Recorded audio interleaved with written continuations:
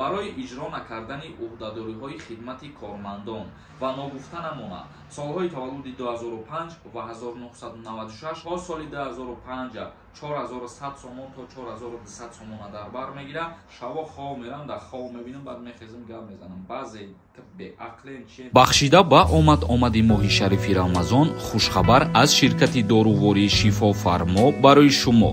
Фитобочка ва ҳиҷома кардан барои шумо ройгон, яъне бепул.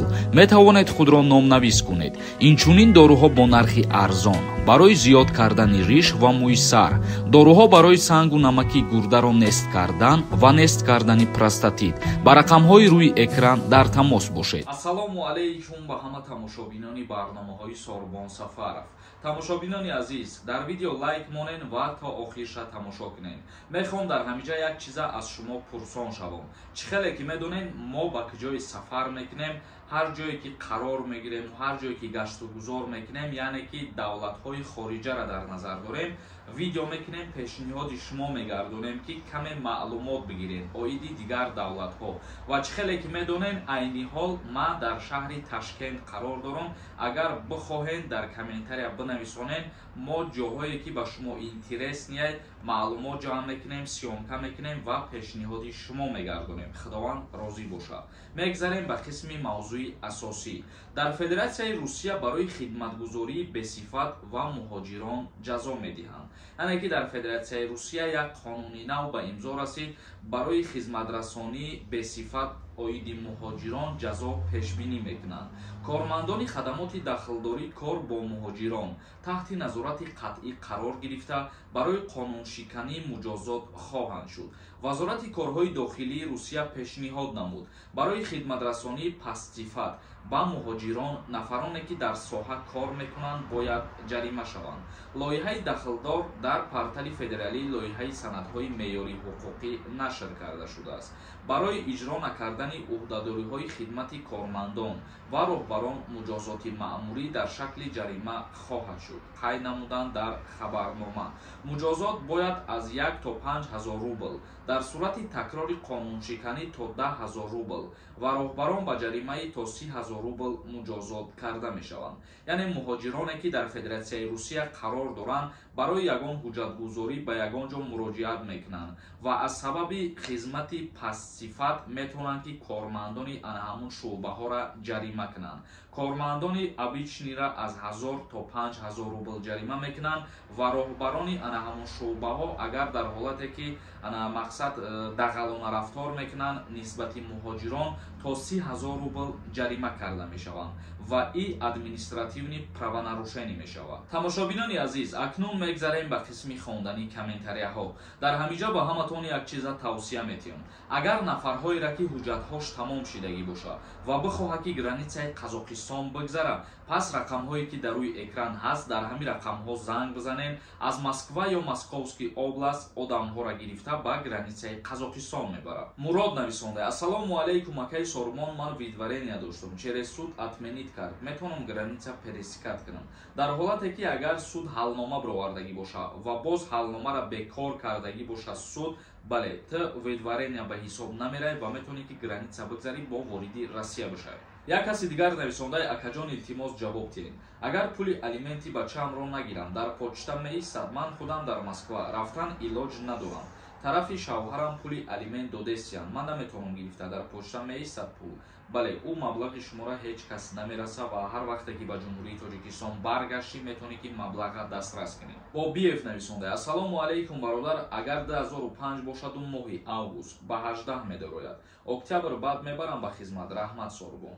бале солҳои таваллуди 1996 то 2005 дар призифи баҳорӣ ба хизмат даъват карда мешаванд ва ногуфта намонад. солҳои таваллуди 2005 ва 1996 моҳоша ба назар мегиранд. соли таваллуди 2005 ки 18 сола кадом моҳе мешавад, баъди 18 сола шиданаш аллакай ба хизмат даъват мекунанд ва соли 1996 дар ҳоле ки 27 сола шида бошад аз хизмат озод мешавад. як каси дигар нависондаи: нархи проверкаи паспорт чанд сомон аст? нафарое ки мехоҳанд паспортошона проверка кунанд ки оё депортатсияшон кушода шудагӣ ҳаст ё ин ки не, нархи проверка карданаш ӯ қадар маблағи калон нест, 15 сомона дар бар мегирад. рақамҳое ки дар рӯи экран ҳаст дар ватсапаш бинависед. нависен 100% проверка мекуна, ҷавоб мегардонам. Амиров нависондай: акаҷон, ваини билети нигодни дорам. Хизмат мебаранд акаҷон? Ҷавоб: интизорам. ваини билети нигодни шумо дар ҳақиқат боша, агар дар ҳақиқат ба ягон беморӣ гирифтор бошӣ, ба хизмат даъват намешавед. вале бисёри нафарҳо айни ҳол бо роҳи ғайриқонунӣ ваини билети нигодни турӣ мекунанд. дар ин ҳолат ҳақ ва ҳуқуқ доранд ки коркунои военкомат бурда тафтиш кунанд, аз духтар бигзаронанд. агар дар ҳақиқат ки беморӣ дошта бошӣ, аз хизмат озод мебошӣ. фарҳод нависонда: ассалому алайкум, акаҷон, хизмати ҳарбии тоҷикистон чанд солае? нафарое ки донишгоҳ хондагиянд 1 сол хизмат мекунанд, ва нафарое ки донишгоҳ хондагӣ нестанд 2 сол хизмат мекунанд. як каси дигар нависонда: акаҷон, дар ҳама видеоҳот менависам, илтимос ҷавоб диҳед. ман ҳозир 22 солаям. тақрибан 6-7 сол пеш ман чашмома ҷарроҳӣ карда будам. зреним камай. ман агар документҳома ай духтур биёрам, мара хизмат мебаранд ё ин ки не? дар ҳақиқат агар зрени чашмот паст боша ва дидан натони соз, ба хизмат даъват намешавад. озодбек нависонда: ассалому алайкум, ака, душанбеда танировкаи мошин чанд сум шидаед? танировка то соли 2005 4100 сомон то 4200 сомона дар бар мегирад ва аз соли 2005 боло қариб 5500 сомон мешавад. хоҷаев нависонда: ака, мада повисткада имзо мондам, не ки нестам дар тоҷикистон. чӣ гап мешавад ака? дар ҳолате ки повистка равон мекунанд ва имзо мемонену аз ҷумҳурии тоҷикистон сафар мекунед ба ягон давлати дигар, аллакай саркашӣ кардан аз хизмати ҳарбӣ мешавад ва дар ин ҳолат метавонанд ки нисбати шаҳрванд парвандаи ҷиноӣ оғоз кунанд. юсуф нависонда: ассалому алайкум, ҳамин депортатсияра чӣ хел кунем ки дар амнистия кушода шавад? илтимос мегуфтӣ. ин ягон роҳи кушода кардан надорад, яъне ки барои пул барои дигар чизҳо дар назар дошта бошӣ. яъне ки вақте ки президенти федератсияи русия қабул мекунад қонуни ауфа, баъд дар ҳамҷо якчанд пунктҳош мешавад, дар пунктҳош нависонда мешавад ки киҳо ауф мешаванд. саидов нависонда: акай сормон, ман дар оила як писарам, ваини билети якаписарӣ дорам, не ки хидмат сардори оила кардагӣ нестам, мара ба қафам мебаранд.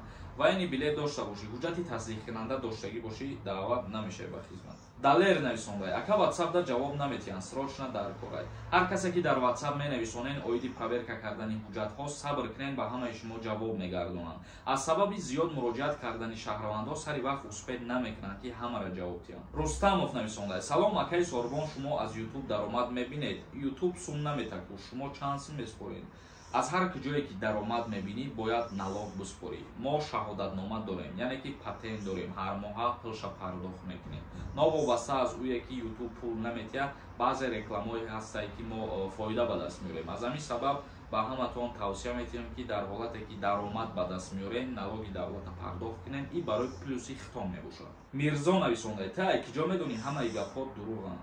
шаво хов мерам, дар хов мебинам, баъд мехезам гап мезанам. баъзе беақлен чиен, ҳар чизе ки ман пешниҳод мекунам, беасос гап намезанам. ман ҳар чизе ки пешниҳод кардагиам, ба факти далелиш пешниҳод кардагиам. тамошобинони азиз, ба ҳамин барномаи имрӯзара ҷамъбаст мекунем. то видеоҳои оянда, худованд ҳамаи мо шуморо нигаҳбон бошад.